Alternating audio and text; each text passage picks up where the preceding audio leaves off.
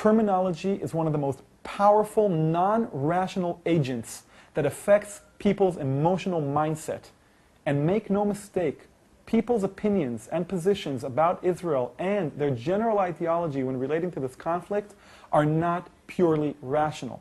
That's because we know everybody is non-rational in general, not just when it comes to politics.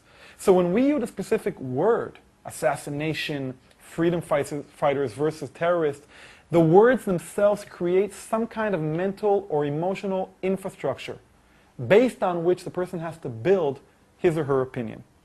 And so if you overlook the terms people are using and dive straight into the discussion over the ideology itself, you are overlooking a major obstacle that somebody may have put in your place, and an obstacle that will prevent your audience from relating to you. This principle talks about the need to negotiate terminology before negotiating ideology. What do I mean?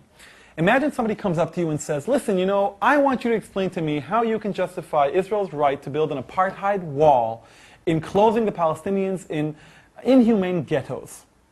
And let's assume for a minute that you don't agree with this statement, that it's not true that we're enclosing them in ghettos, that it's not true that the wall is illegal.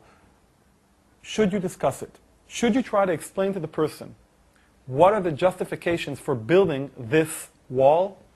Or, and this is our recommendation to you, should you begin the discussion, or at least your response to these statements, by questioning the very terms that the person chose to use?